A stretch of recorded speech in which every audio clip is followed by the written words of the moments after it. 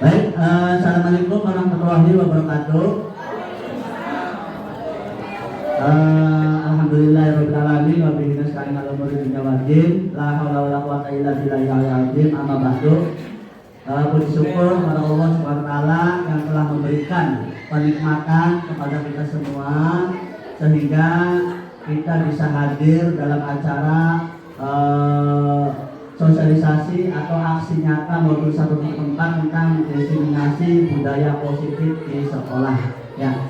Jadi Bapak Ibu, sebelumnya saya minta maaf mengganggu aktivitas belajarnya. Hari ini saya minta bantuannya untuk melaksanakan kegiatan budaya positif ya. Oke, yang pertama saya ada briefing dulu Bapak Ibu. Jadi punten Bapak Ibu, silakan berdiri dulu dan saling berdampingan dengan teman. Ya, ya, Mbak Ibu sebelah sini nggak apa-apa. Ya, barisan sebelah sini, sini. Nah, sebelah sini. Punten, Pak Agus boleh sebelah sini Pak Agus, karena ini sudah banyak di sebelah sini. Punten. Ya, sebelah sini. Ya, enggak. Maksudnya berbanjar saja, berbanjar, nggak usah berhadapan, berbanjar lagi. Nah, kalian kalian di punten. Nah, punten Pak Haji, ya baris, maksudnya baris. Sorry, maaf. Nah, untuk bapak menghadap ke kanan dan ibu menghadap ke kiri. Ya. Nah, sekarang, maaf. Ya, tolong tangannya di sebelah kiri, sebelah kanan tangannya membuka dan sebelah kiri tajam begini, membuka seperti ini. Yang satunya ibu jarinya begini. Nah, di temannya. Nah, asal di sini. Nah, ya, itu. Nah, udah main rumah apa bisa aja main rumah ya. Jadi telurnya itu saya akan menceritakan ya, telurnya kucing. Kalau misalkan ada kata kucing ya, ada kata kucing yang jari telunjuk ini Bapak Ibu tunjuk bebas, mau tunjuk mau ibu jari bebas ya. Yang penting intinya tangannya di atas. Nah, setelah itu kalau ada kata kucing ya, yang tangannya buka ini menangkap dan yang tangan lebihnya lepas seperti itu ya. Nanti kalau yang tertangkap nanti saya akan tanyakan ya. Oke. Jadi begini Bapak Ibu, saya itu ada sebuah cerita ya. Ceritanya saya dengan istri saya itu berjalan-jalan di kebun binatang ya, kebun binatang. Nah, di situ saya itu melihat ada salah satu binatang kura. Nah, binatang kura. Ya, binatang kura ini merayap berjalan sehingga menemui salah satu binatang kucing.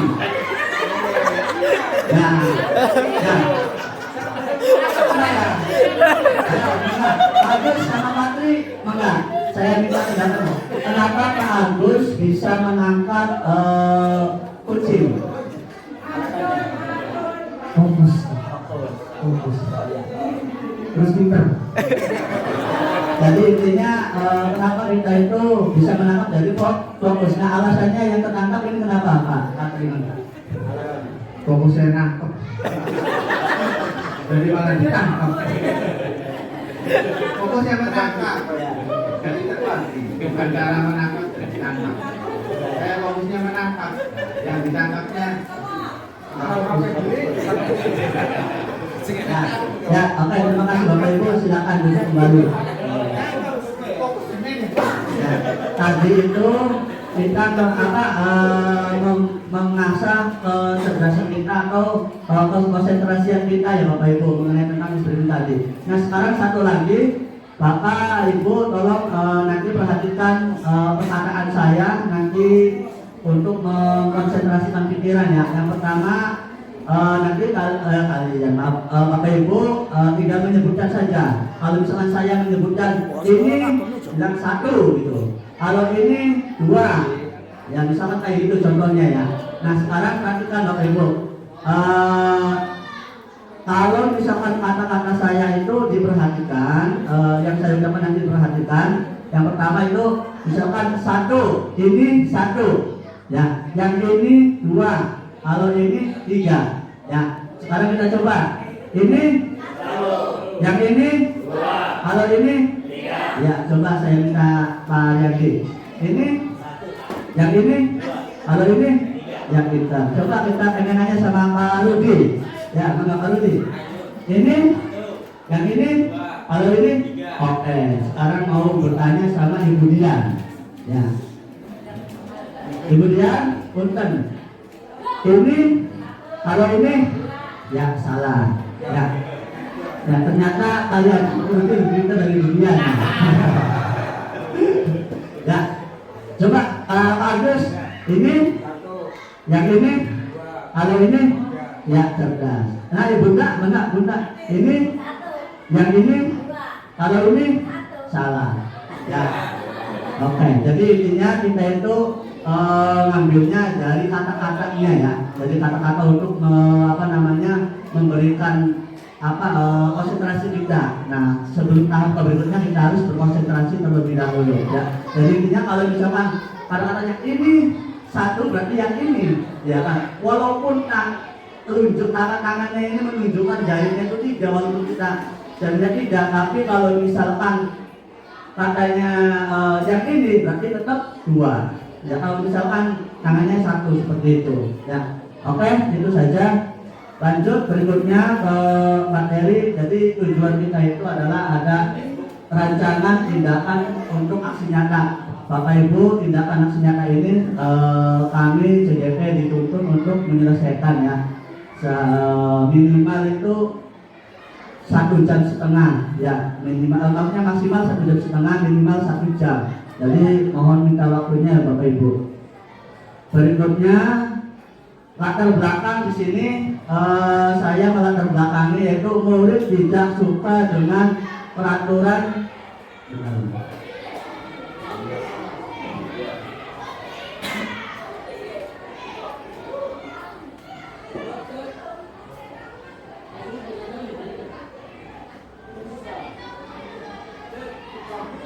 Ya, Bapak Ibu. Jadi latar belakangnya itu adalah murid tidak suka dengan peraturan karena selama ini jika mereka melakukan pelanggaran maka akan mendapatkan hukuman dan cenderung akan mempermalukan dirinya. Maka untuk membuat murid merasa selamat dan bahagia, terutama di lingkungan sekolah, perlu diterapkan budaya positif. Ya, jadi Bapak Ibu, selama ini ya dari dulu yang namanya pendidikan itu kalau misalkan siswanya salah itu dengan cara memberikan hukuman. Nah, sekarang kita akan mensosialisasikan bagaimana dengan cara pembudayaan positif di lingkungan sekolah-sekolah Bapak Ibu ya. Berikutnya itu adalah budaya positif sehingga nilai-nilai keyakinan dan kebiasaan di sekolah yang berpihak pada murid dapat berkembang menjadi pribadi yang kritis, penuh hormat dan bertanggung jawab. Ya, seperti itu. Jadi kita ini akan belajar atau berbagi mengenai budaya positif, yaitu tentang membiasakan murid untuk belajar kritis, mandiri dan bertanggung jawab. Ya, seperti itu. Ya, tujuan kami ini yaitu adalah menciptakan murid yang merdeka dan disiplin diri yang kuat. Terus yang kedua, menumbuhkan budaya positif di lingkungan sekolah dengan meyakini nilai-nilai kebijakan universal ya. Jadi kebijakan universal ini adalah kebijakan secara keseluruhan Bapak Ibu. Seperti itu tujuan saya. Berikutnya, nah, tolak ukur yang nanti kita sampaikan yaitu adalah yang pertama, terbentuknya atau keyakinan kelas melalui kegiatan kesepakatan kelas dilakukan wali kelas dan murid-murid. Jadi tujuan saya ini atau tujuan kami ini mensosialisasikan mengenai tentang budaya positif, yaitu nanti kedepannya Bapak Ibu guru untuk menerapkan tentang budaya positif, yaitu tentang keyakinan kelas seperti seperti itu. Ya, jadi saya yakin Bapak Ibu sudah menerapkan tentang keyakinan kelas. Dan yang kedua, murid mampu menerapkan dan menjalankan keyakinan kelas yang telah dibuat. Nah, jadi ketika kita sudah melakukan keyakinan kelas, maka murid-murid tersebut harus bisa melaksanakan atau menjalankan tentang perbuatan yang sudah disepakati di kelas tersebut. Nah, berikutnya yaitu adalah langkah-langkah tindakan yang akan dilakukan nantinya. Ya, yang pertama, meminta waktu kepada kepala sekolah untuk membicarakan hal penting tentang penanaman budaya positif dan keyakinan kelas di sekolah. Yang kedua, mengumpulkan rekan sejawat untuk menyebarkan tentang pemahaman dan penerapan budaya disiplin positif. Ya, jadi saya itu sudah jauh-jauh hari sudah minta izin sama Bapak Kepala Sekolah, kebetulan Bapak Sekolahnya hadir. Beliau mengatakan silahkan demi kebaikan masa depan sekolah dan siswa seperti itu. Jadi saya sudah minta izin sama Pak Haji selaku Kepala Sekolah SMP Negeri Pasmaya untuk menjalankan kegiatan berbagi budaya positif. Nah, seperti itu. Nah, terus yang sekarang ini adalah mengumpulkan rekan sejawat. Jadi saya ini mengumpulkan Bapak Ibu ya berdasarkan dari aturan-aturan yang sudah ditentukan. Makanya saya mengikuti aturannya dan meminta izin kepada teman-teman untuk melaksanakan kegiatan seperti ini, yaitu penyampaian budaya positif. Nah, dukungannya ya, dukungan yang dibutuhkan yang pertama dukungan dari kepala sekolah tadi sudah minta izin rekan sejawat agar tindakan yang telah disusun dapat dilaksanakan secara lancar dan menyeluruh. Dan alhamdulillah sekarang Bapak Ibu sudah berkumpul dan berpartisipasi membantu kami untuk melaksanakan kegiatan penyampaian budaya positif. Berikutnya adalah sarana dan prasarana untuk menumbuhkan budaya positif di sekolah. Ya, sarana dan prasarananya alhamdulillah sudah berkoordinasi dengan kepala sekolah dan bisa dijalankan dengan sebaik mungkin. Dan yang ketiga, melibatkan orang tua, murid dan melakukan budaya positif di rumah. Jadi setelah kita melaksanakan kegiatan budaya positif, nah nanti kita itu bekerja sama dengan orang tua agar orang tua itu meneruskan ya perilaku budaya positifnya. Nah, biasanya kita kan per semester ya Bapak Ibu ya, per semester itu ketika pengambilan rapor hasil ulangan kan bisa bertemu dengan orang tua. Nah, disitulah menyempatkan untuk berbagi budaya positif kepada orang tua agar nanti orang tua tersebut itu meneruskan budaya positifnya agar anak itu tetap mengikuti jejak-jejak dengan perilaku yang positif. Ya, nah sekarang sosialisasi budaya positif. Nah, kita akan materinya ya Bapak Ibu. Sosialisasi budaya positif tadi itu adalah pendukung ya sebagai pengawali. Ya, berikutnya yaitu adalah konsep utama budaya positif. Nah, di sini Bapak Ibu, konsepnya itu ada berapa tuh? Ada 7 ya.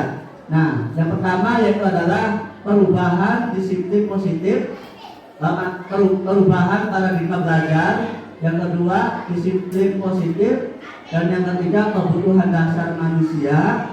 Terus yang keempat, motivasi perilaku manusia. Dan yang kelima, posisi kontrol restitusi. Dan yang keenam, keyakinan kelas.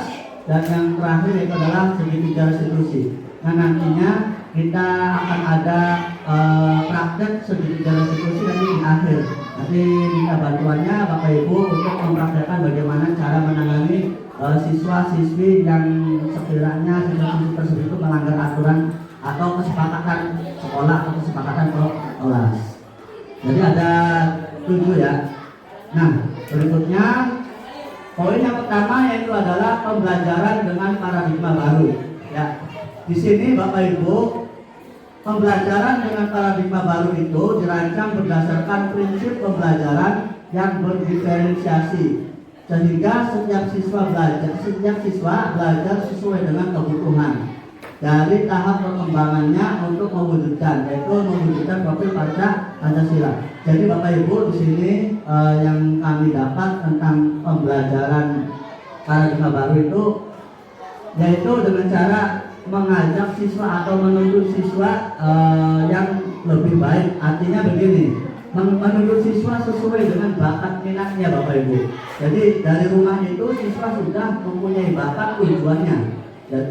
Sehingga kita itu hanya mendampingi, menuntun tentang bakat-bakatnya peserta didik tersebut. Ya Bapak Ibu, seperti itu.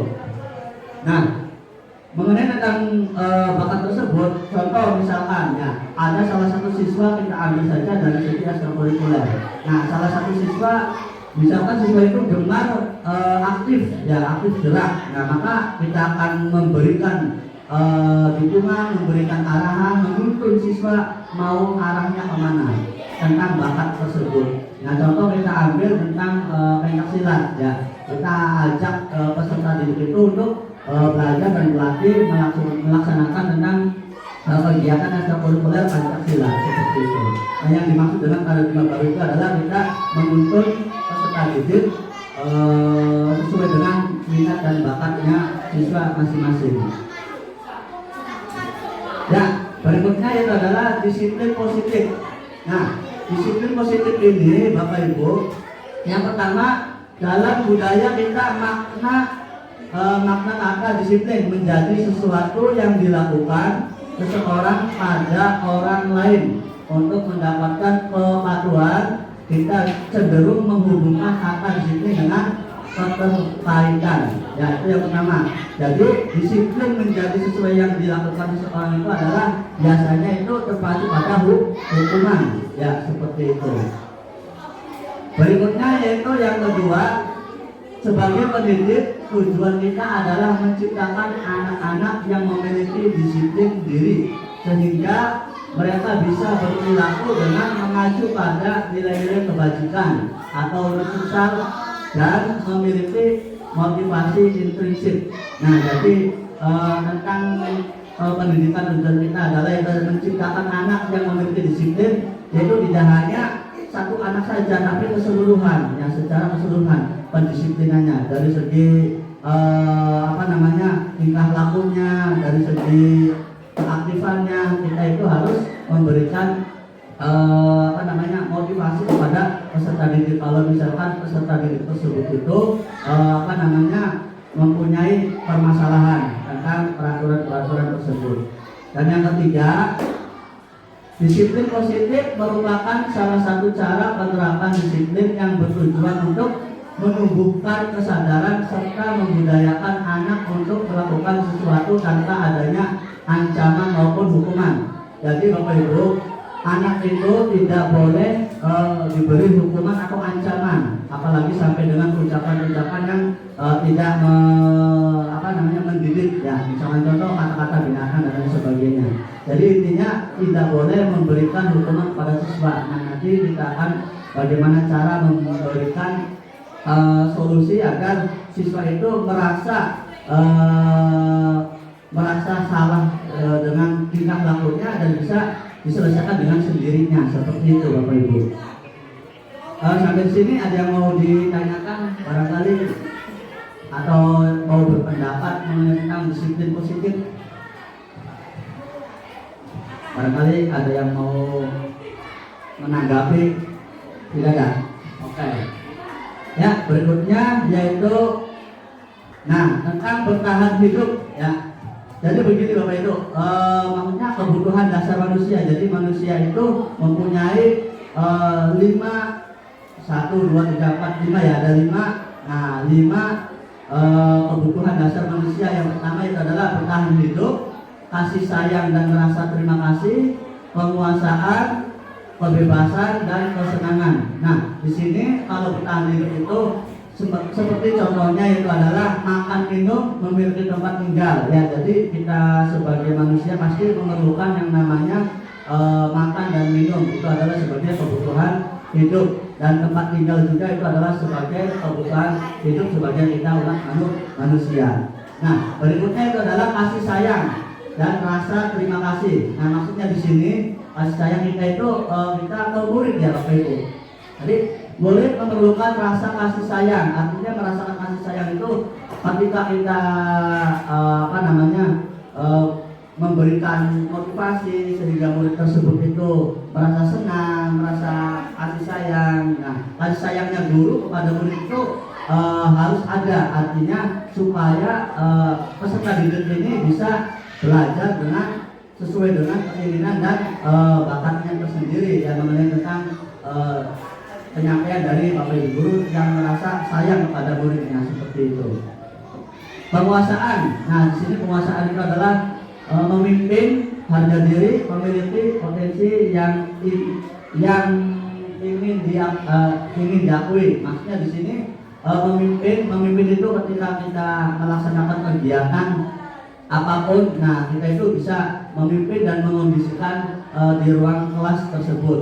Nah, harga diri itu ketika pas ada ejekan atau dan lain sebagainya, harga diri disitulah yang akan dipertaruhkan atau artinya harga diri itu mengenai tentang penyampaian kepada teman-temannya, harga dirinya harus ditumbuhkan. Jadi percaya dirinya kita itu ada, seperti itu. Dan yang berikutnya itu memiliki potensi, ya potensi. Jadi setiap orang itu pasti mempunyai kelebihan, ya mempunyai kelebihan dan kekurangan. Tapi di sini adalah potensi siswa tersebut itu apa. Nah, kita sebagai Bapak Ibu guru untuk menggalinya tentang potensi-potensi tersebut. Nah, rasa ini diakui, jadi siswa ini biasanya caper, ya caper itu dalam arti saya ini pengen menjawab pertanyaan dari Bapak Ibu guru. Nah, itu ada hanya tujuan dengan caper. Nah, disitulah kita harus bagaimana supaya siswa itu benar-benar memberikan jawaban atau pertanyaan yang sesuai dengan kemauannya, bukan karena dasar iming-iming dan lain sebagainya. Berikutnya yaitu kebebasan. Ya, kebebasan ini adalah kebebasan mandiri, mampu menentukan pilihan, suka dengan hal baru. Nah, mandiri ini kita ambil dari segi pembelajaran. Ya, pembelajaran itu kita harus belajar dengan mandiri, ya mandiri, tanggung jawab dan seterusnya. Mampu menentukan pilihan. Jadi setiap langkah kita mau melakukan apapun, kita harus bisa memilih mana yang sekiranya pemilihan kita itu baik untuk dilaksanakan atau tidak. Nah, kita harus bisa berpandai-pandai memilih. Dan suka dengan hal yang baru. Artinya suka hal yang baru itu adalah memberikan atau menciptakan hal-hal yang baru, ya menciptakan hal-hal yang baru, seperti contohnya tentang kreativitas siswa yang tadinya kita belum bisa mengenai tentang gambar, kita mencoba menggambar dan sebagainya, ya seperti profil Pancasila tersebut, ya. Nah, berikutnya itu adalah kesenangan. Kesenangan ini yaitu bermain, belajar dengan metode yang menyenangkan. Jadi Bapak Ibu, untuk mengenai pembelajaran kita itu harus diterapkan dengan sistem menyenangkan, ya. Nah, biar anak itu tidak bosan atau intinya belajar dengan cara senang. Bukan berarti seperti pembelajaran anak TK, ya. Beda. Nah, di sini bagaimana caranya kita itu melaksanakan kegiatan pembelajaran siswa itu agar menyenangkan, seperti itu Bapak Ibu. Ya, mungkin sampai di situ ada yang mau ditanyakan atau menanggapi Bapak Ibu? Tidak ada. Ya, jadi seperti itu ya Bapak Ibu untuk mengenai tentang kebutuhan dasar manusia. Ya.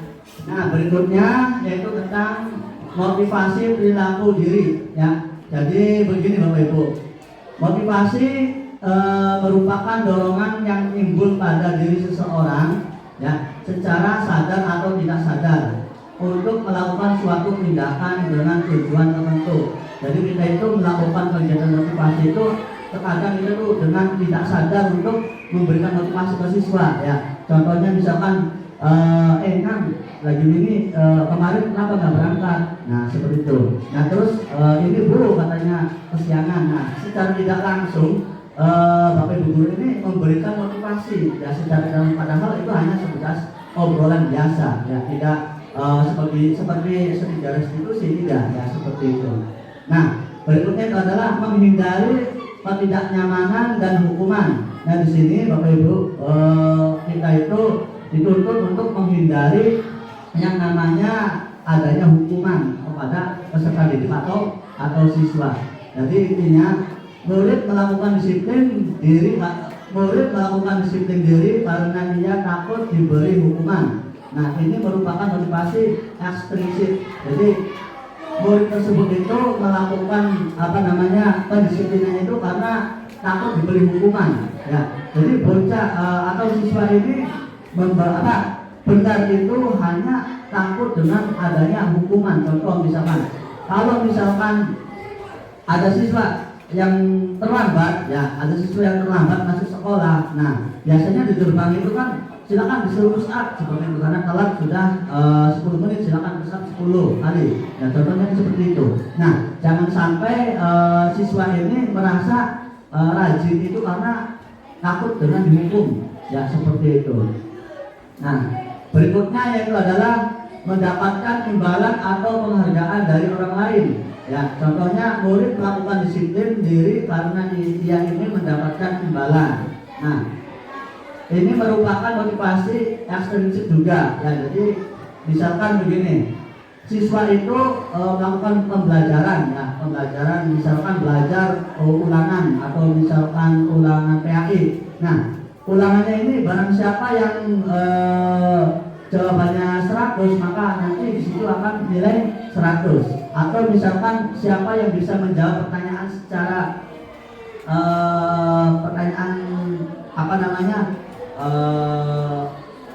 pertanyaan materi yang diucapkan dari guru ke siswa. Nah, di situ siswa langsung bisa menjawab. Nah, jangan sampai Bapak Ibu guru itu memberikan ini sok silakan yang bisa menjawab pertanyaan Bapak nanti akan dikasih nilai 100 misalkan. Nah, itu tidak boleh. Kenapa? Karena disitulah akan membunuh karakter siswa. Jadi seolah-olah dia mau bertanya itu atau mau menjawab itu karena dasar imbalan, ya nilai dari guru tersebut. Kalau misalkan kita tidak memberikan jawaban, maka tidak mendapat nilai juga, ya kan seperti itu.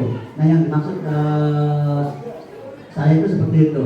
Nah, berikutnya itu adalah menghargai nilai-nilai kebajikan diri sendiri. Nah, di sini murid melakukan disiplin diri karena sadar akan nilai kebajikan diri. Ini merupakan motivasi intrinsik juga. Ya, jadi nilai-nilai kebajikan ini sama tadi yang kita sudah jelaskan. Jadi nilai motivasi itu tidak boleh disampaikan kalau misalkan ada ujung-ujungnya berupa imbalan dan lain sebagainya seperti itu.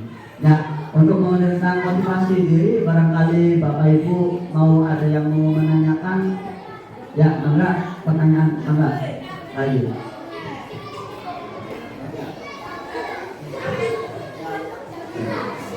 Bismillahirrahmanirrahim. Assalamualaikum warahmatullahi wabarakatuh. Terima kasih kepada pengaji materi Bapak Aris. Ya, ada tadi sedikit ya yang barangkali saya salah, tapi motivasi terhadap siswa. Ya, tadi dari penyaji mengatakan bahwa ketika ada siswa yang mampu atau bisa, nah, sesuai dengan indikator atau potensinya sudah bisa, nah kita dilarang untuk memberikan penilaian dari dia 100 gitu. Nggak boleh ya, jadi nggak boleh begitu. Kalau ada bilang 100 itu nggak boleh, dari masalah ya Pak pengajian.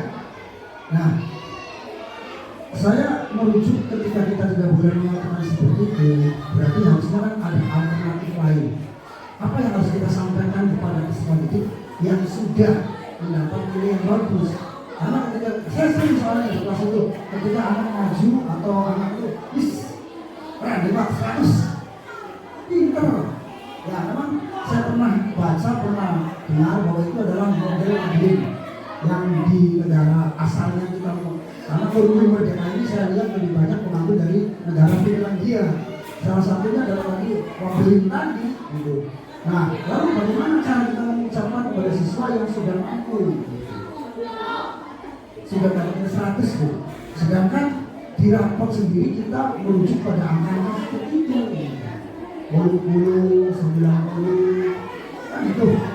Itu yang saya tanyakan. Jadi bagaimana cara kita sebagai guru untuk memotivasi anak sebagai tanda bahwa anak itu sudah sesuai dengan yang kita harapkan seperti itu. Terima kasih. Terima kasih Pak Haji atas pertanyaannya dan pendapatnya. Barangkali Bapak Ibu guru ada yang mau menyampaikan atau menjawab pertanyaan dari Pak Haji? Ada tidak? Nah, baik, begini Pak Haji. Jadi sebenarnya nilai itu tetap ada. Ya, nilai itu tetap ada. Bahwa siswa itu melakukan pembelajaran sehingga hasilnya itu maksimal. Misalkan contoh Pak Haji, kalau nilainya benar itu dengan cara kasih nilai 100 misalkan seperti itu. Nah, maksudnya di situ caranya Pak Haji, cara penyampaiannya. Ketika kita menyampaikan ke siswa, jangan sok silakan yang bisa dapat 100, jangan. Nah, silakan kalian kerjakan. Ketika kalian nilai maksimal itu berarti milik kalian. Seperti itu. Jadi intinya tidak dari cara penyampaiannya. Jangan silakan yang bisa mengerjakan nanti akan mendapatkan nilai sekian. Nah, seperti itu. Bukan berarti tidak diperbolehkan untuk menilai 100, bukan. Maksudnya cara penyampaian kita guru kepada siswa itu bagaimana. Nah, di sini kan jelas. Artinya jelas itu tidak boleh memotivasi siswa karena nilai, tapi kira-kira karena kesadaran diri bahwa saya sudah mampu melaksanakan apa yang sudah disampaikan oleh Bapak Ibu guru. Nah, masalah nilai yang urusan Bapak Ibu guru kan seperti itu. Nah, jadi intinya bukan tidak boleh mengenai tentang nilai 100, bukan. Jadi intinya ya itu cara penyampaiannya untuk siswa itu tidak terpacu saya ini bisa menjawab agar bisa mendapatkan nilai 100 yang tidak diperbolehkan itu seperti itu. Jadi biar siswa itu merasa keinginan sendiri bahwa kita itu bisa menyelesaikan apa yang disampaikan oleh Bapak mengerjakan apa yang disampaikan oleh Bapak Ibu guru. Nah, untuk masalah penilaian kembali ke Bapak Ibu guru masing-masing seperti itu.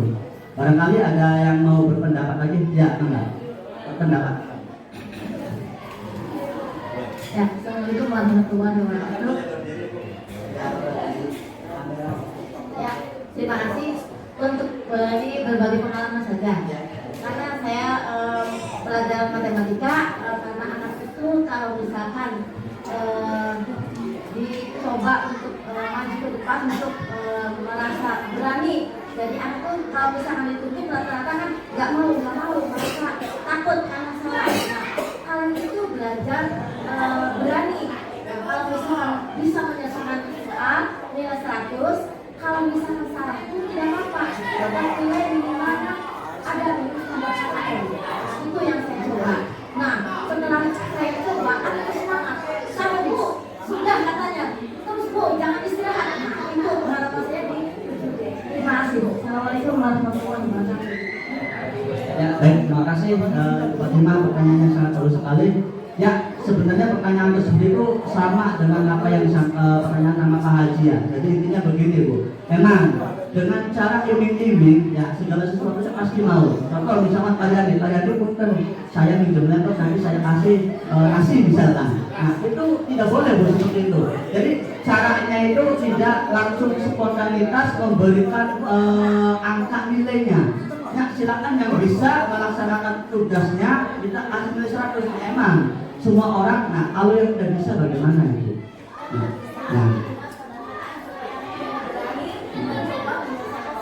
Nah, ya itu, nah seperti itu. Jadi kita itu memberikan kesempatan kepada siswa itu ya bebas. Artinya bebas itu begini Bu. Silakan, contohnya ya, silakan siswa-siswi kerjakan soal ini. Ya, maksudnya kata-katanya Bu, jangan sampai mengejar silakan nilai seperti itu, ya itu tidak baik. Karena apa? Karena itu adalah membunuh karakter siswa. Jadi di dalam pikirannya itu peserta didik mendingan takon salah atau nilai, seperti itu. Ya seperti itu. Jadi tidak diperbolehkan Ibu seperti itu. Ya cara penyampaiannya kurang tepat. Ya mungkin ada lagi yang mau berpendapat, silakan. Nah ini berpendapat ini. Terima kasih Pak Aris. Sudah kelihatan dari kamera. Terima kasih Pak ini pendapat saya ya. Memang siswa itu untuk membentuk budaya positif itu kalau menurut saya itu tidak bisa langsung jadi bertahap. Yang pertama tadi dia bukan saya setuju. Saya juga sering melakukan itu. Setiap kali ada anak yang menjawab atau bertanya itu saya kasih apresiasi. Bagus, pendapat kamu bagus, pertanyaannya bagus seperti itu.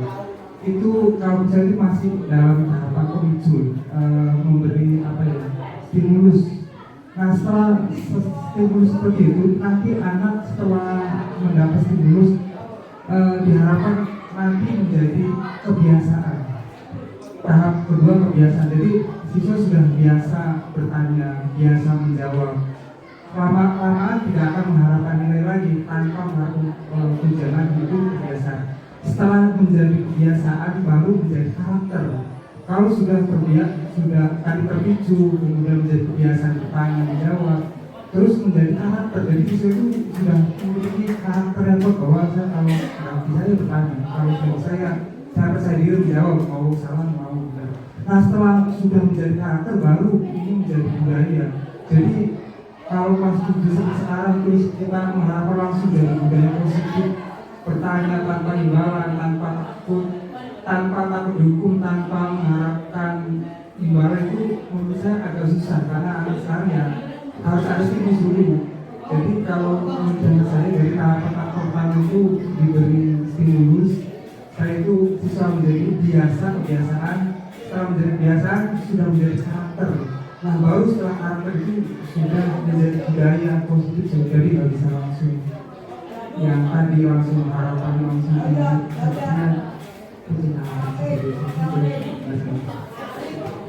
Baik, terima kasih Pak Agus masukannya ya. Kasih ongkos buat Pak Agus. Ya, jadi sebenarnya begini ya.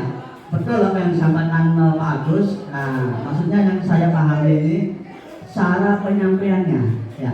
Cara penyampaian ketika kita memberikan sesuatu. Nah, kalau misalkan tadi kan, ya terima kasih sudah mengerjakan sangat bagus sekali. Nah itu baru diperbolehkan. Nah yang dipermasalahkan itu ketika silakan siswa kerjakan ini nanti akan mendapatkan nilai. Nah itu yang belum ya kurang diperbolehkan seperti itu.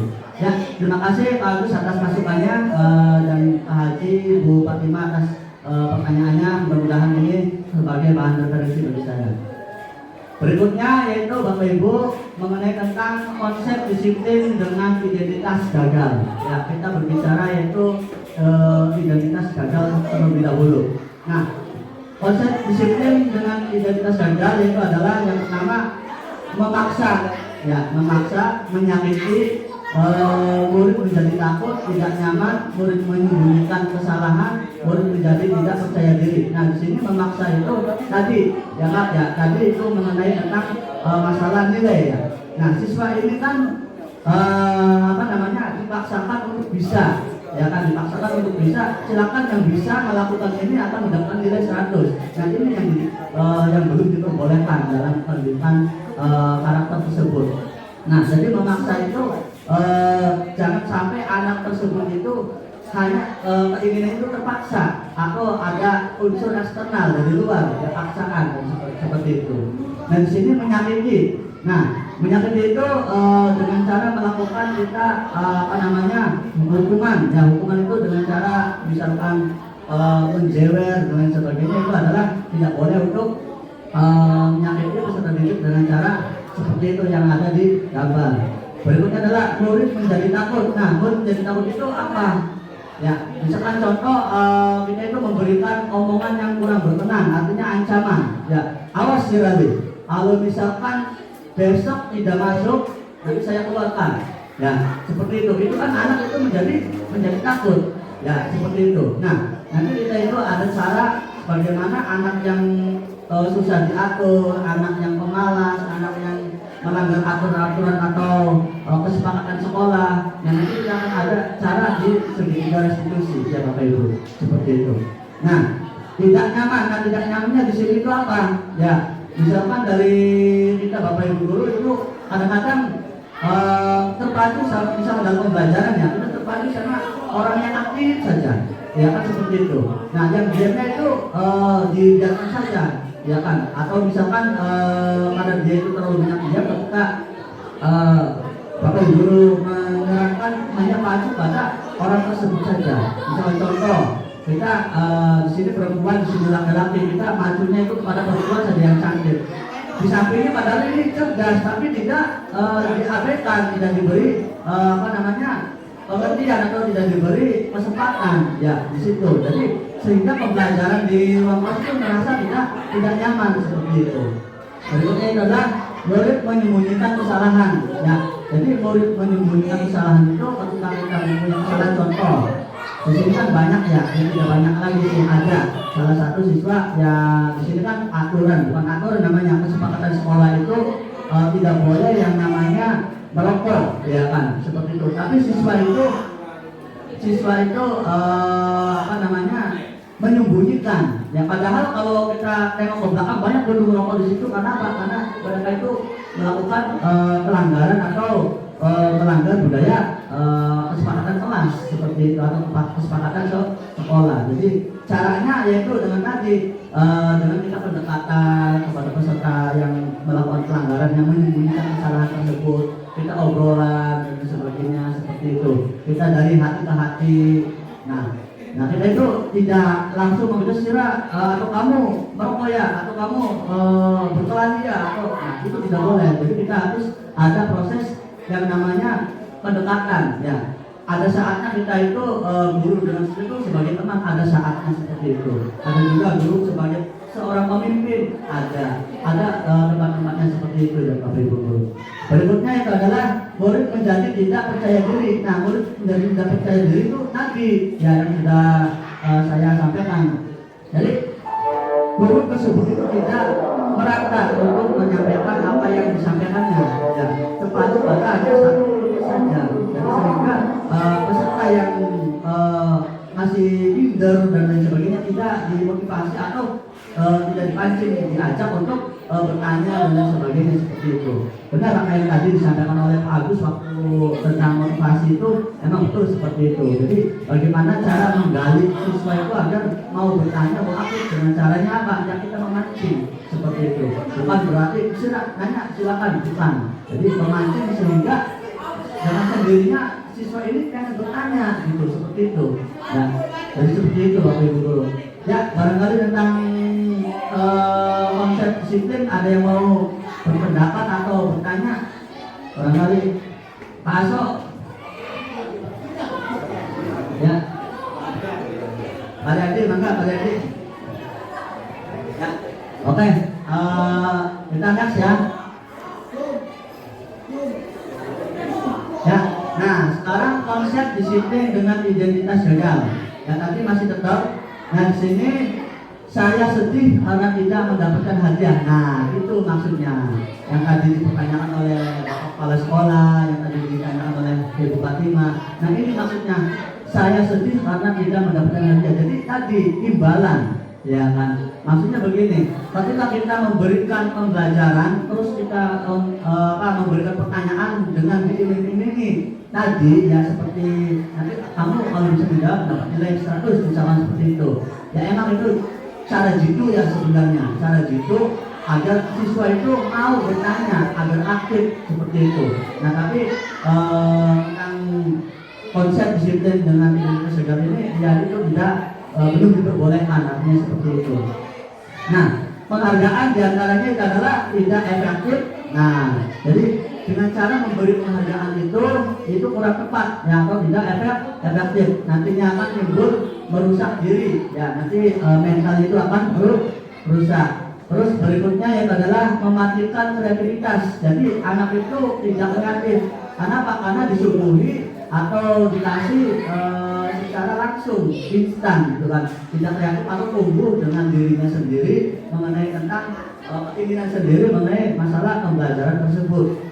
Ya, menghukum dengan sistem rating tuh tadi kan, ya makanya saya sengaja tidak itu kan ada tahapannya. Nah, jadi menghukum secara rating itu Bapak Ibu, kalau misalkan kita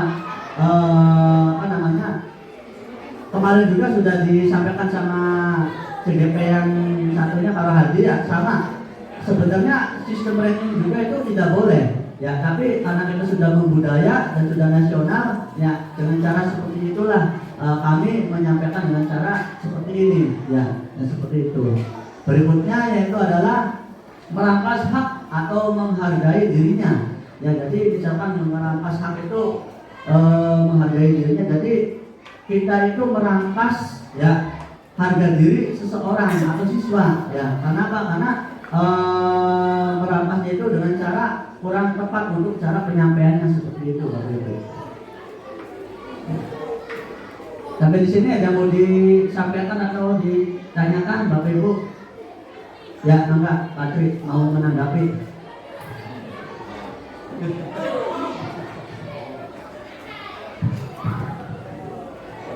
Ini bukan pertanyaan, tapi istilahnya kalau saya amati dari awal, apakah memang pendidikan kita saat ini adalah bukan menuntut kompetisi, tapi mungkin mengarah pada ketercapaian kompetensi.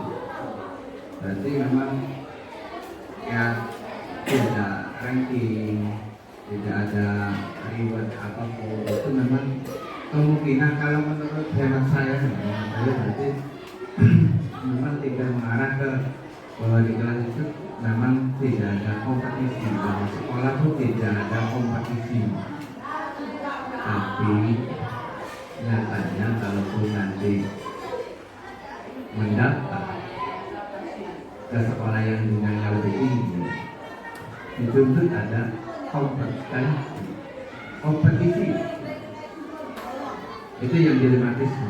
Ini sekadar bukan pertanyaan, mungkin ya hanya tema saya tentang apa yang sudah disampaikan Pak Aris.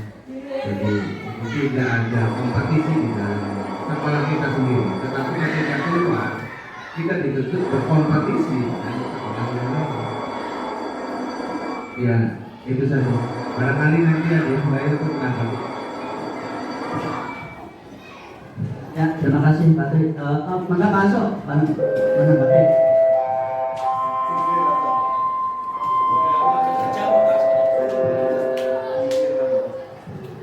Assalamualaikum warahmatullahi wabarakatuh. Kepada seluruh siswa untuk segera masuk kelasnya masing-masing. Bapak dan Ibu guru akan segera masuk kelas. Selamat belajar, semoga mendapat ilmu yang bermanfaat. Terima kasih.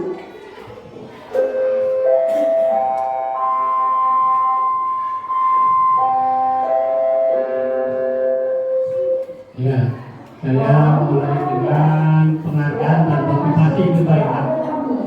Yang pertama, anak itu termotivasi itu dari penghargaan keluarganya dulu.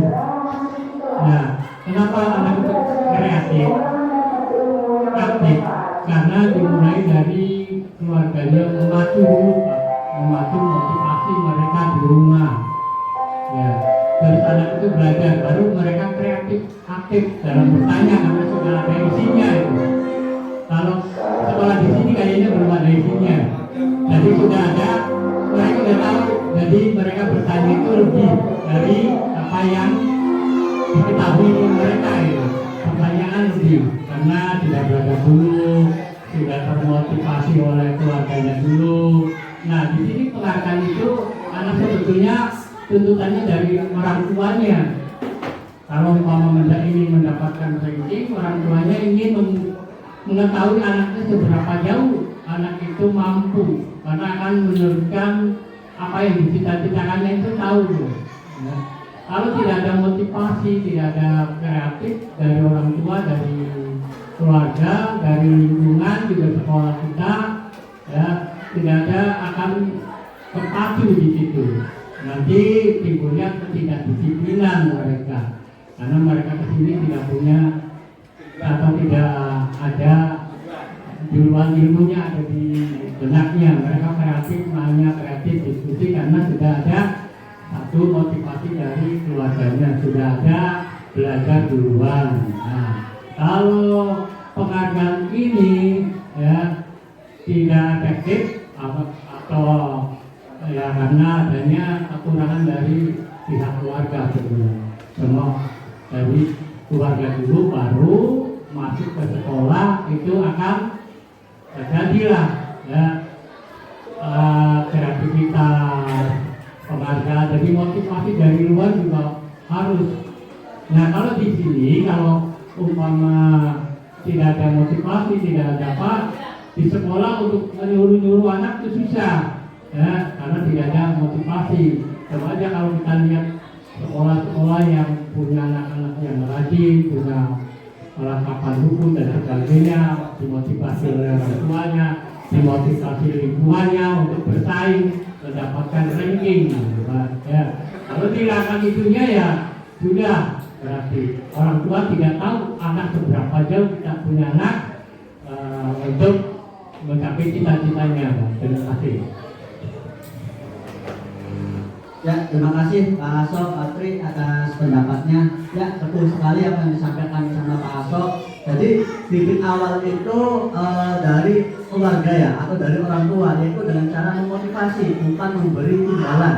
Ya, jadi kita itu memotivasi anaknya agar bisa mandiri, ya Pak Hasso ya, bisa mandiri dan belajar bertanggung jawab seperti itu. Ya, mungkin itu hal yang sama dengan Pak Tri juga. Ya, kenapa tadi itu ngambilnya bukan kompetensi ya Pak Tri ya, tapi yang dikejar adalah apa tadi itu?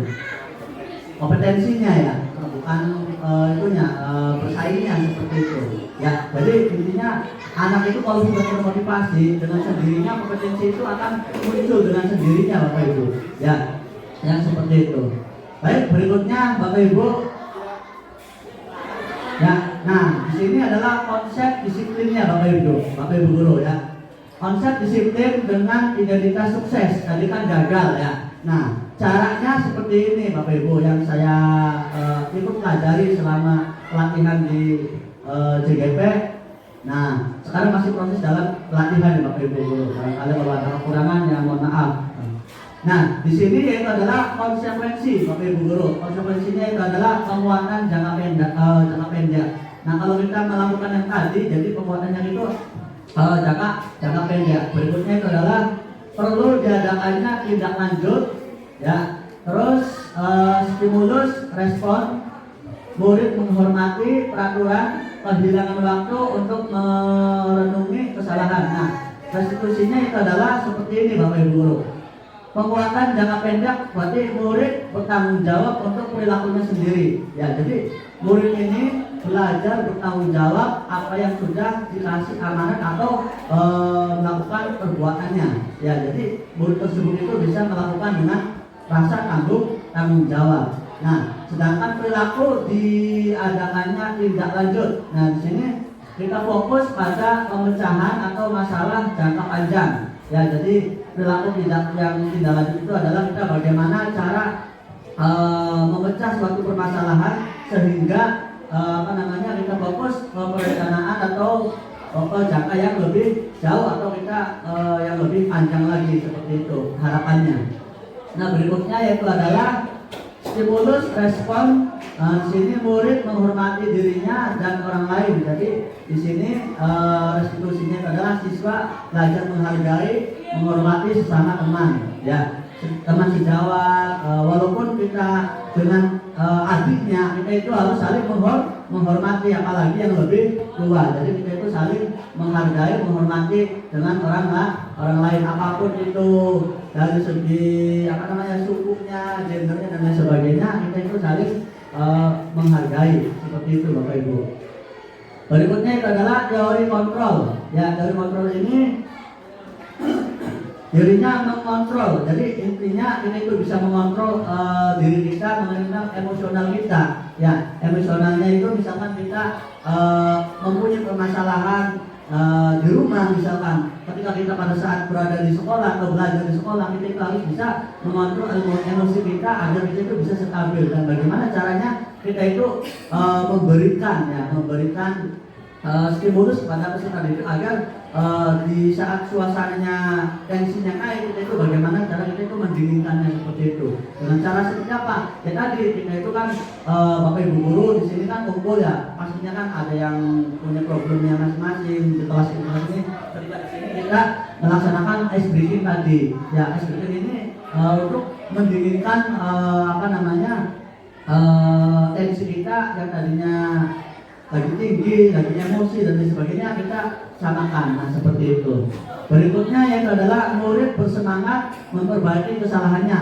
Nah, maksudnya di sini dengan cara kita restitusi, murid tersebut itu mengakui atau sadar dengan sendirinya bahwa perbuatan kita yang dilakukan ini itu adalah kurang baik. Nah, dengan sendirinya siswa atau peserta didik itu bisa menyelesaikan dengan memperbaiki kesalahan-kesalahan tersebut. Misalkan contoh, misalkan ada Riyadi misalkan terlambat sekolah, karena dipanggil. Nah, Mas, Nang Riyadi, kenapa kamu ini terlambat sekolahnya? Nah, pastinya kan ada alasan tersendiri. Nah, maksudnya kalau kita langsung terlambat bahasanya seperti itu kurang tepat. Jadi kita tanyakan dulu. Misalkan dia itu memberikan, Pak, saya ini terlambat sekolah karena ini. Nah, kita kan memberi pertanyaan yaitu dengan cara kenapa sih kamu itu akhir-akhir ini masuk sekolahnya sering terlambat, gitu kan? Nah, seperti itu. Dan nantinya kan pasti yang namanya manusia itu mempunyai permasalahan, itu wajar. Nah, seperti itu yang dimaksud dengan restitusi. Ya, berikutnya sampai sini ada yang mau ditanyakan barangkali atau menambahkan? Tidak ada. Oke.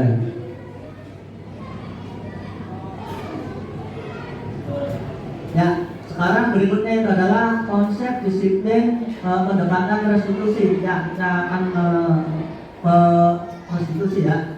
Restitusi ini adalah proses penciptaan kondisi bagi murid untuk memperbaiki kesalahan mereka sehingga mereka bisa kembali pada kelompok mereka dengan karakter yang lebih kuat. Nah, ini dikutip dari dosen 2024 ya, yang tadi sudah disampaikan sama Pak Agus. Tadi sebelum saya menyampaikan, Pak Agus sudah menyampaikan pendapatnya.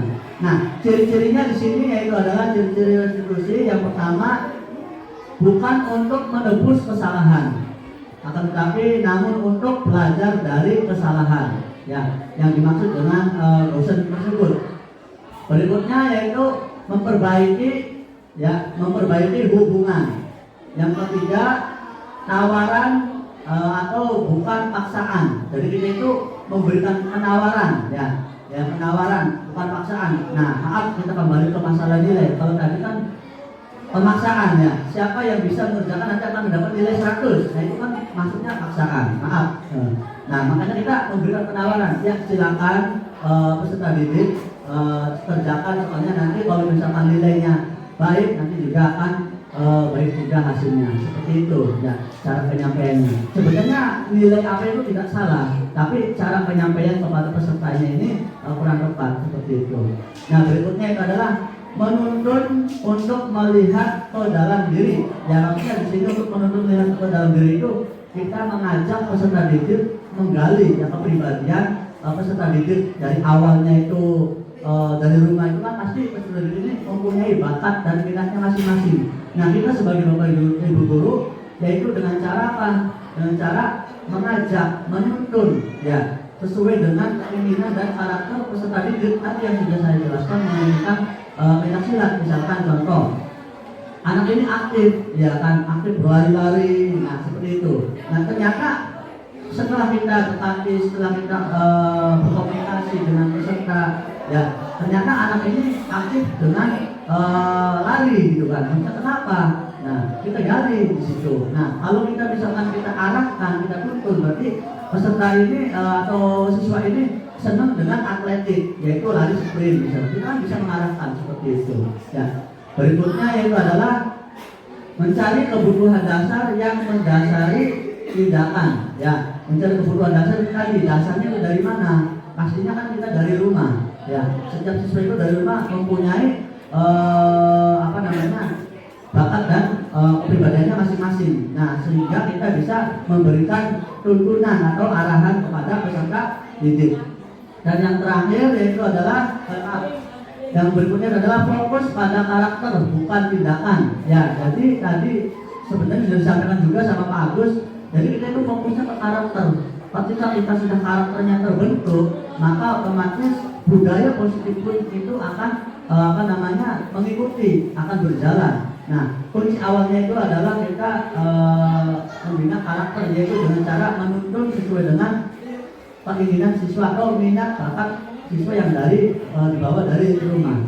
Dan yang terakhir adalah menguatkan dan fokus pada solusi. Ya, jadi penguatan fokus pada solusi ketika setiap ada permasalahan, setiap ada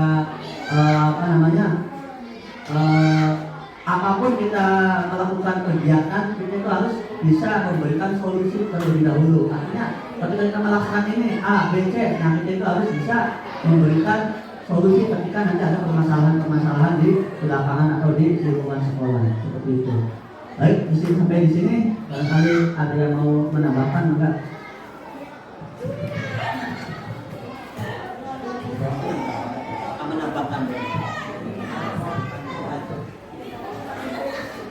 Kalau hemat saya tentang pendekatan restitusi yang dijalankan dosen, kalau melihat dari ini diskusi sama-sama saja, mungkin dari yang lain bisa menanggapi.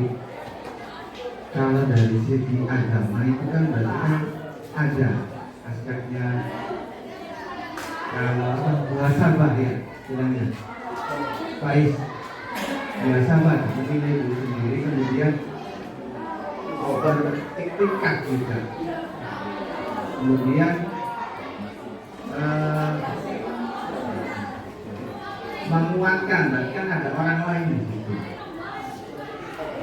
Kalau restitusi di ya mungkin Pak Sam atau Pak Abdul atau Pak Isla bisa mengatakan bagaimana restitusi ini kita garap dari segi aspek keagamaan itu, misalnya bisa sesuai atau tidak, karena karakter di sini juga anak-anaknya memang religius gitu. Kemudian juga visi dari sekolah kita juga religius juga. Barangkali nanti ada yang lain bisa menambahkan. Terima kasih sekian dari saya. Ya, terima kasih Pak Tri atas tanggapannya. Jadi intinya kegiatan pembelajaran ini kita kan sudah ada di visi ya, visi sekolah itu kan tentang religius. Nah boleh tidak, maksudnya dikaitkan dengan religius kayak etika, ya kan, untuk muhasabah mengenai tentang perilaku diri gitu ya, koreksi diri. Barangkali ada yang mau menanggapi dari Pak Tri, Pak Kasem. Assalamualaikum warahmatullahi wabarakatuh. Ya, dari pemaparan Adis sudah bagus. Iya, untuk melangkah kepada pendekatan restitusi, pendekatan restitusi ini sebenarnya anak-anak yang sudah memiliki emotional quotient sama spiritual quotient.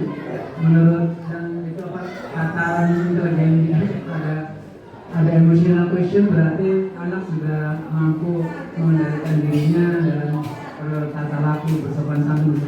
Nah, dilihat di sekolah ini mungkin masih perlu banyak kesana ke arah sana gitu.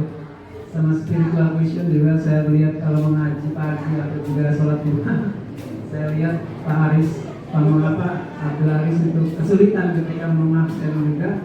Itu juga mungkin anak-anak perlu, ya memang kita tidak perlu menghukum dengan keras maksudnya, tetapi menyadarkannya itu sebenarnya kita langkah-langkahnya yang paling berat gitu. Apalagi kalau latar belakang dari rumah gitu. Latar belakang dari rumahnya sudah, ya saya tanya-tanya juga anak ada yang orang tuanya di luar gitu ya, itu sama siapa, sama neneknya gitu. Jadi pengawasan orang tua tidak ada gitu. Ini juga menjadi pemicu untuk anak ketika di sekolah, ya mungkin dia mencari kebebasan. Berapa harinya dikasih uang sakunya 10.000, berarti dia nyarinya uang saku, bukan karena tujuan belajar ke sekolah. Nanti belajarnya nggak tahu, katakanlah nggak sampai ke sekolah gitu, nggak sampai ke kelas gitu, di luar. Kadang-kadang ada yang di kelas beberapa jam, nanti pas pulang nggak ada gitu. Nah itu juga mungkin ya perlu penguatan di sana gitu.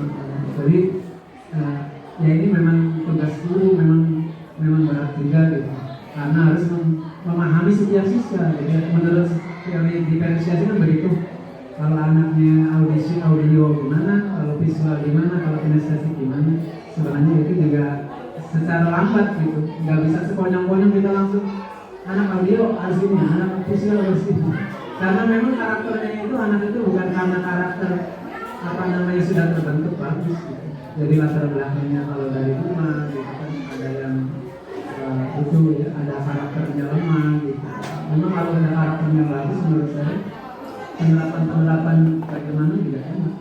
Menurut ini kan pendekatannya bagus, pendekatannya karena menunjukkannya ke spiritual question sama emotional question. Jadi dalam diri bukan karena eksplisit tapi intrinsik, yang dimunculkannya adalah dorongan intrinsik. Ya. Tapi itu langkah-langkah kesananya itu memang ya berat gitu.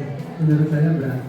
Saya lakukan sendiri juga kadang-kadang yang tadi anak harus memberikan stimulusnya dulu gitu karena baru ada responnya gitu, tidak ada memberikan tawaran, jadinya bukan tawaran gitu, memberikannya respon gitu. Ya itu mangga itu menjadi PR juga buat kita gitu, buat saya sendiri dan teman-teman gitu, ke depan gitu ya. Saya anak-anak menjadi berkarakter, beriman dan bertakwa dan sebagainya. Lebih meningkat. Terima kasih itu saja. Mungkin tambahan. Ya, terima kasih Pak Samsudin sudah memberikan tanggapannya Pak Tri yang mengenai tentang karakter siswa ya. Jadi di dalam pembelajaran diferensiasi itu kan ada 3 ya pasalnya. Yang pertama adalah visual, terus apa lagi pasan? Audio dan kinestik. Nah, jadi ketiga-tiganya ini untuk diterapkan di sekolah kami masih belum ya pasannya, masih perlu bertahap, artinya bukan belum, masih perlu bertahap seperti itu.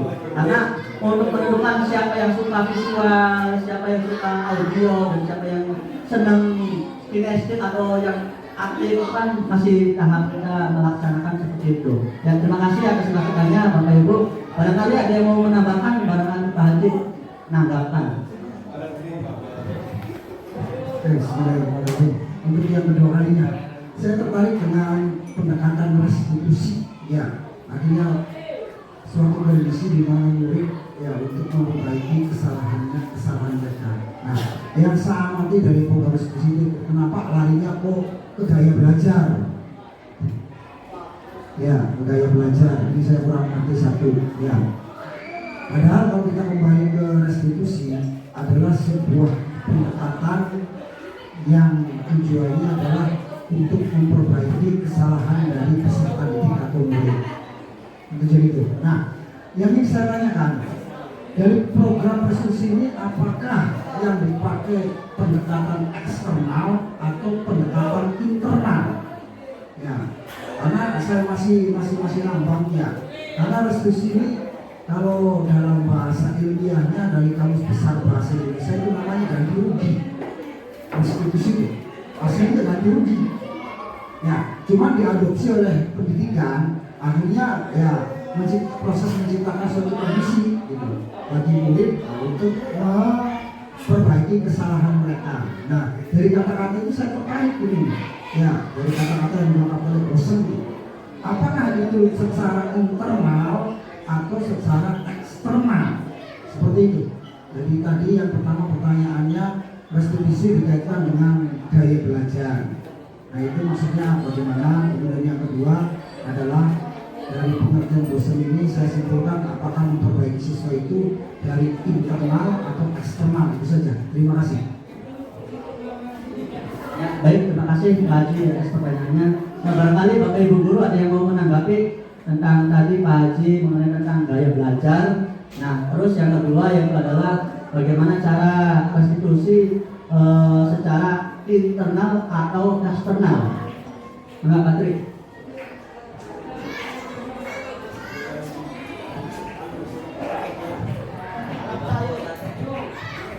Sebelumnya tadi ya pasal memang ada saya yang dari PPG itu memang ada teori tentang pembelajaran sosial emosional. Memang mungkin nanti setelah ini mungkin bahas ya, memang ada teori tentang pembelajaran sosial emosional yang itu memang melibatkan dari sekolah siswa dan masyarakat lingkungan. Jadi segitiga itu memang harus terlibat dalam sosial emosional. Kemudian kalau menanggapi dari Pak Haji, memang kalau saya memang dari sini lebih cenderung ke intrinsik, tapi juga ada faktor ekstrinsik. Karena kalau persentase 80% intrinsik, 20% ekstrinsik. Kenapa ekstrinsik? Karena masih ada model penguatan dari Bapak Ibu guru yang sedang melakukan restitusi kepada anak. Kalau menurut hemat saya tentang gaya belajar itu memang kalau hemat saya ya tidak berhubungan dengan restitusi.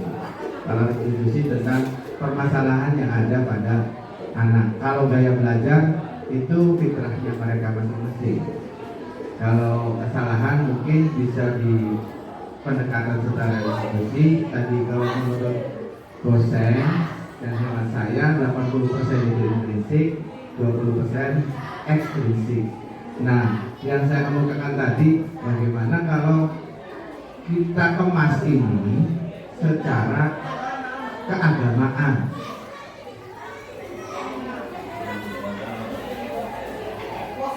Karena ada mungkin buah sama menilai diri sendiri apa sih kesalahan saya. Terus bagaimana introspeksinya. Itu bisa tidak kita lakukan di sini. Ya, mungkin kan nanti ada pemilihan anak yang memang secara pelanggaran memang sering. Nanti kita apakan mereka dengan cara apa dan seperti apa. Itu kalau menurut hemat saya, kalau dari segi kita arahkan atau kita create dari segi religiusnya. Kalau pasar tadi kan ada memang ada dari segi religius dan segi emosional ya memang pasarnya. Ya kita kemas bisa tidak gitu sekolah ini. Itu saja dari saya Pak. Ya, terima kasih Pak Tri atas tanggapan dari Pak Haji. Barangkali ada yang menambahkan atau menanggapi? Ya, jadi intinya begini Bapak Ibu. Tadi Pak Haji menanyakan tentang restitusi internal atau eksternal. Jadi itu ambilnya satu. Ya, jadi menang-menang. Artinya menang-menang itu ketika restitusi itu di setiap perlakuan itu pasti ada permasalahan. Ya. Itu permasalahan intinya. Nah, bagaimana caranya itu agar internal karena eksternal juga menang. Jadi intinya internal menang, eksternal menang. Intinya begini. Ketika penyelesaian permasalahan, misalkan ada suatu permasalahan, contoh, misalkan siswa ini punya masalah. Ya, siswa ini punya masalah yaitu masalah tentang keterlambatan sekolah, kita ambil saja. Nah, siswa ini kan otomatis dipanggil sama Bapak Ibu guru. Nah, dipanggil, menanyakan. Ya, nanti juga akan dipraktekkan sama kalian dengan Pak Agus ya. Nanti akan dipraktekkan. Nanti masalah tentang sedikit restitusi yaitu internal dan eksternalnya. Jadi intinya biar ketika kita selesai menyelesaikan permasalahan, siswa itu tidak ada rasa dendam, tidak ada rasa tertekan dan sebagainya. Jadi kita yang sebagai guru yang merasa aman, nyaman, tenang dan tidak punya masalah lagi dengan peserta didik dan juga peserta didik juga sama. Ketika keluar dari situ merasa senang, gitu kan, tidak ada sakit dendam tersebut seperti itu. Jadi akan mengoreksi dengan kesalahan-kesalahan yang berikut. Ya. Baik, terima kasih Bapak Ibu sudah memberikan tanggapan dan masukannya dan pertanyaannya. Mudah-mudahan ini sebagai bahan referensi bagi saya untuk kedepannya. Terima kasih. Baik, berikutnya yaitu adalah perbedaannya. Tadi kan perbedaan antara hukum, konsekuensi dan restitusi. Ya. Jadi di sini perbedaannya contoh kasus siswa yang suka terlambat. Ya. Perbedaannya yang pertama yaitu adalah hukuman. Nah, di sini hukuman itu guru menghukum murid yang datangnya kesiangan. Ya. Terus konsekuensinya itu adalah guru memberikan konsekuensi pada murid yang terlambat untuk menuliskan kalimat yang konsekuensi. Ya, seperti itu. Nah, guru menanyakan keyakinan kelas atau dirinya untuk menyelesaikan masalah. Berarti itu adalah restitusi maksudnya. Ya, seperti itu. Nah, berikutnya itu adalah contoh berikutnya, guru marah dan murid menjadi takut. Nah, itu adalah sebagai hukuman. Seperti itu. Nah, guru tegas dan murid menghormati peraturan. Nah, itu masuknya ke ranah konsekuensi. Dan berikutnya itu adalah guru terbuka dan murid merasa dihargai. Nah, itu adalah masuk restitusi. Seperti jadi tadi yang sudah saya sampaikan mengenai tentang permasalahan siswa, sehingga siswa itu merasa menang dan guru juga merasa menang. Yaitu yang dimaksud dengan restitusi yang sesuai pemahaman kami. Ya, baik. Berikutnya yaitu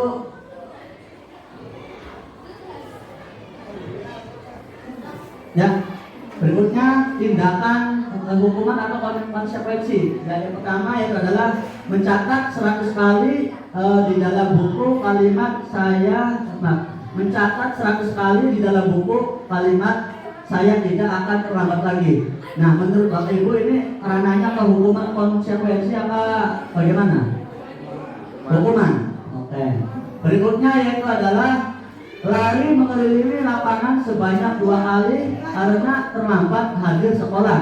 Nah, menurut Bapak Ibu ini ranahnya hukuman apa konsekuensi atau restitusi? Hukuman. Oke. Yang ketiga, murid diminta untuk push up 10 kali karena tidak memakai sabuk ke sekolah.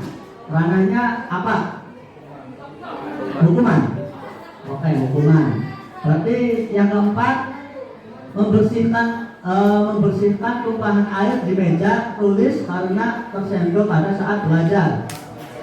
Konsekuensi ya, konsekuensi. Oke. Yang terakhir yaitu murid disuruh untuk melepaskan sepatu seharian di sekolah karena tidak menggunakan sepatu warna hitam. Apa? Hukuman. Oke, sekarang kita cek. Ya. Nah, jawabannya yaitu adalah yang pertama, mencatat 100 kali di dalam buku kalimat saya tidak akan terbang lagi, itu maksudnya hukuman ya Bapak Ibu.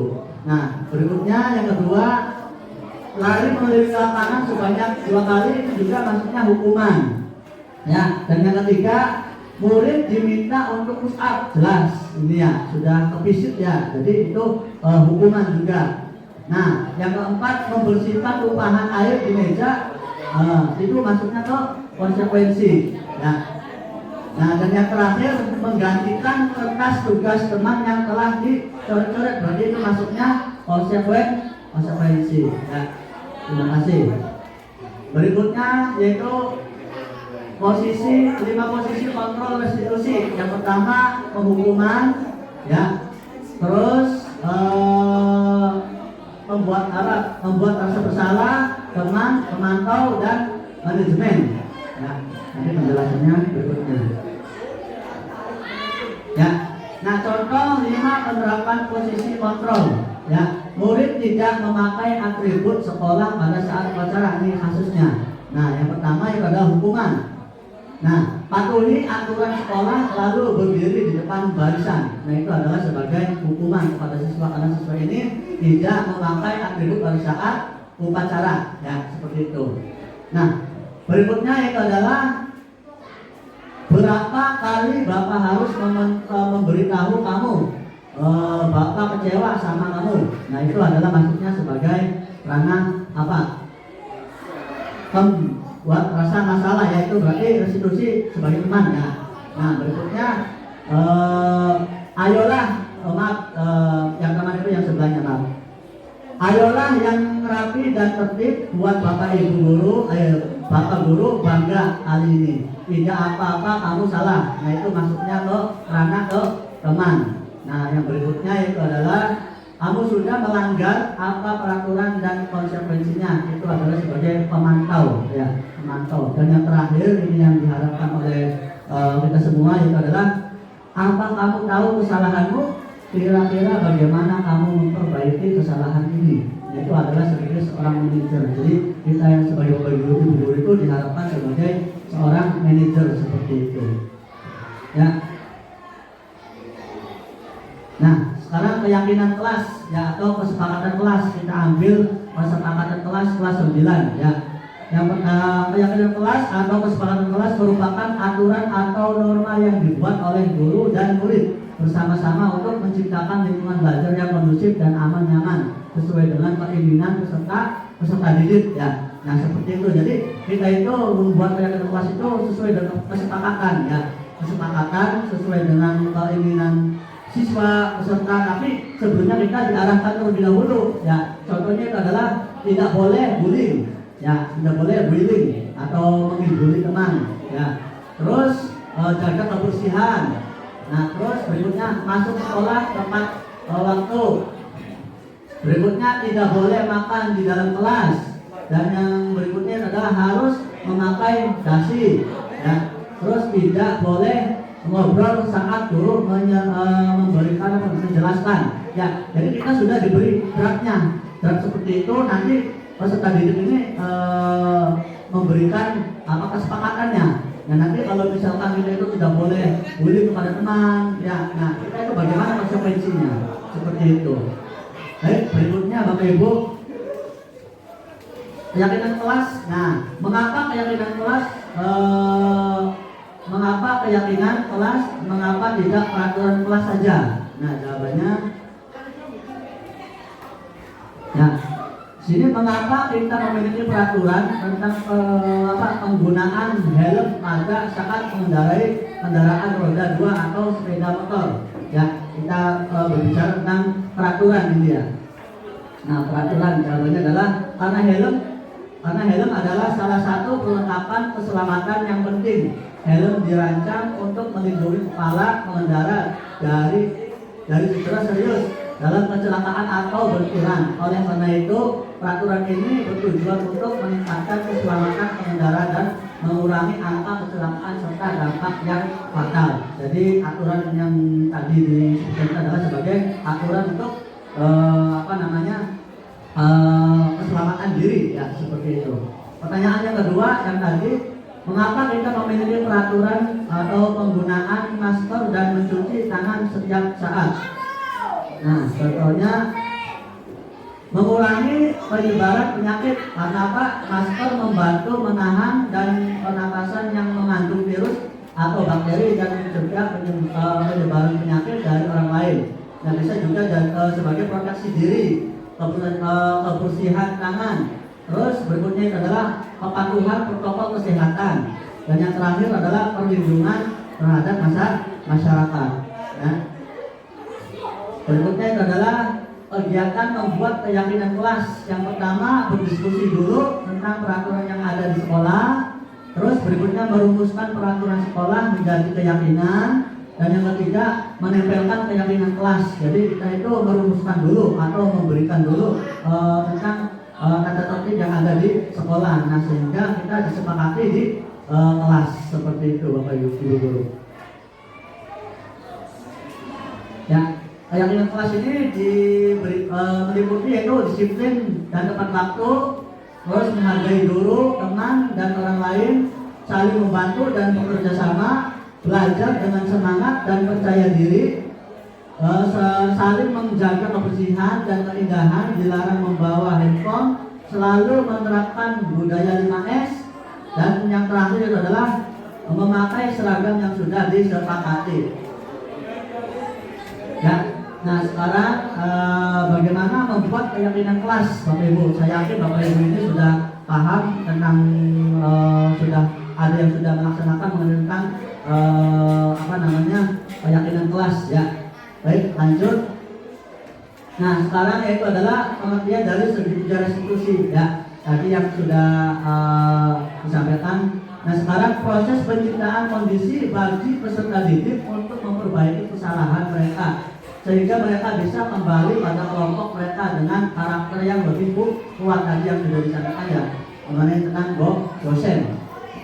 Nah, Ketiga restitusi ini yaitu ada 3. Yang pertama adalah menstabilkan identitas. Ya, yang kedua validasi tindakan yang salah. Dan yang ketiga menanyakan kesalahan. Nah, menstabilkan identitas yaitu kita semua akan melakukan hal terbaik yang bisa kita lakukan terhadap murid. Ya, validasinya yaitu semua perilaku memiliki alasan. Ya pasti. Jadi siswa ini bisa terjadi salah itu pasti ada alasannya. Nah seperti itu. Dan yang terakhir menanyakan kesalahan. Nah di sini kita semua memiliki motivasi internal. Jadi internalnya itu kita memberikan motivasi ke siswa agar siswa itu tidak bisa tidak akan mengulangi perbuatan yang sudah dilakukan. Seperti itu. Jadi intinya tadi menang-menang ya seperti itu.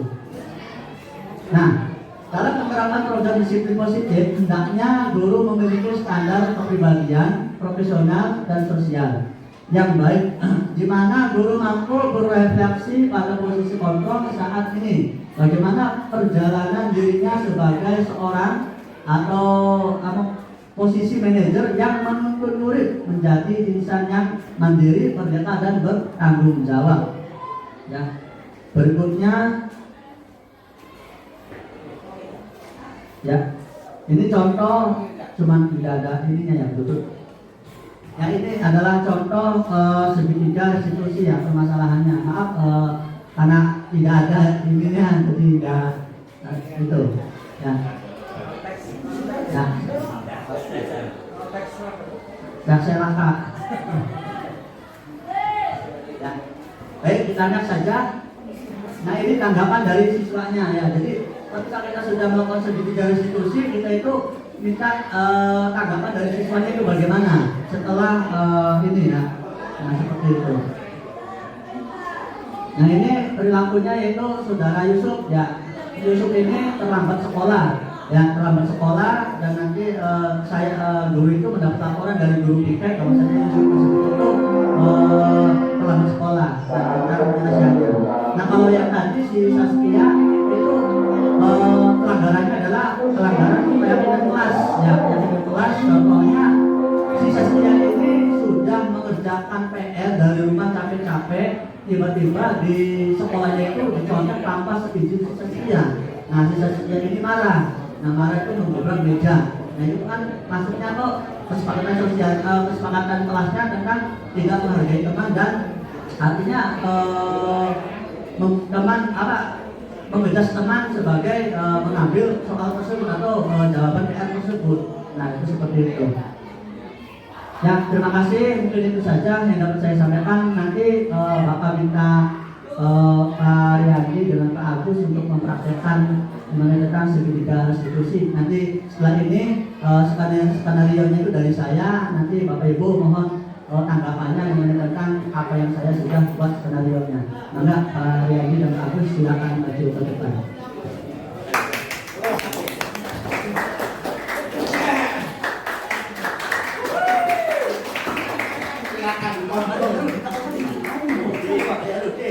Ayo Rudi, salah. Rudi, tangan.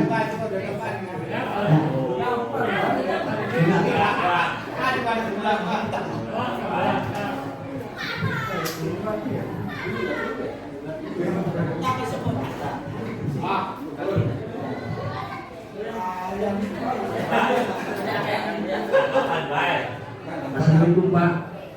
Waalaikumsalam. Nah Yusuf, saya dapat laporan kalau kamu itu sering terlambat sekolah. Iya Pak. Biasanya kenapa bisa terlambat Yusuf? Saya bangunnya kesiangan Pak. Ya, baik. Ya memang Yusuf memang setiap orang itu pernah melakukan kesalahan. Coba kalau kamu terlambat terus tiap hari, ada manfaatnya nggak terlambat? Tidak ada Pak. Nah, terus kenapa terlambat sekolah? Ya kemarin itu benar apa salah terlambat itu? Salah Pak, saya sudah melanggar aturan dan lupakan Bapak Mas. Nah, kenapa sering tidak bangun kesiangan itu kan mungkin cuma sekali. Ini sering banget Yusuf, kenapa itu? Kemarin saya bangun kesiangan Pak. Nah, sekarang kamu sudah sadar belum? apakah nanti masih akan terlambat lagi besok-besoknya? Sudah Pak, saya minta maaf, tidak akan terlambat sekolah lagi. Oke, ya sudah, nanti untuk depannya nanti apa yang kamu lakukan untuk memperbaiki salah ini? Saya akan tidur lebih awal lagi dan berangkat sekolah lebih pagi lagi agar tidak telat lagi Pak. Oke, semoga nanti kamu dapat pelajaran bermakna dari kesalahan yang sudah kamu lakukan. Iya Pak, terima kasih. Waalaikumsalam Pak.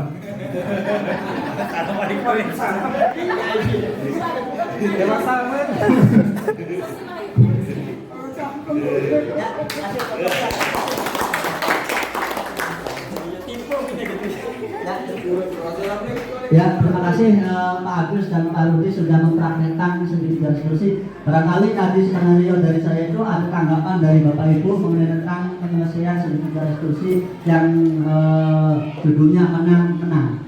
Barangkali ada yang mau menanggapi? Enggak, Pak Haji, barangkali mau menanggapi? Aja nakon bae menanggapi tuh. Nah, ada yang mau menanggapi? Tidak ada? Ada yang tidak ada masuk enggak? Enggak. Terima kasih. Tadi ada pertanyaan yang bagus tuh. Kenapa terlambat?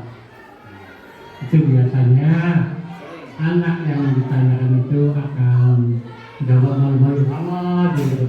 Ya. Tapi nanti kalau kita kali ya digali nanti akan ngomong kayak tidak secara langsung dengan kayak persahabatan aja ngomongnya. Nanti jawabnya Pak ada kalau malam begadang, terus kalau pagi disiram mau berangkat tuh jadi terlambat atau uangnya kurang jadi merawati kata gini Pak, kita ukir jawabannya gitu banyak Pak. Nah permasalahan itu tuh. Tapi kalau langsung kenapa kamu diem, anakku diem. Tapi kalau kita dengan ya sebagai seorang sahabat atau teman nanti akan jawab, atau dari temannya bisa ditanyakan dari temannya, atau dari lingkungannya ya, dari lingkungannya apa-apa, atau dari kelas-kelas sebelumnya dari sekolah SD-nya atau dari gurunya tuh biasanya tuh sifat itu ke bawah sampai melanjutkannya. Kalau kita tidak bisa merubah merangkul ya kayak gitu. Terima kasih. Ya, kasih. Kasih otot buat Pak Asok. Terima kasih sambutannya Pak Asok dan tanggapannya. Ya, mungkin itu saja Bapak Ibu. Terima kasih atas waktunya. Apabila tadi penyampaian atau penyampaian saya kurang paham atau kurang berkenan, saya ini hanya manusia biasa yang masih perlu banyak belajar, dan saya yakin Bapak Ibu di sini juga guru-guru yang hebat. Ya seperti itu. Terima kasih atas waktunya. Saya akhiri. Wabillahi taufiq wal hidayah. Assalamualaikum warahmatullahi wabarakatuh.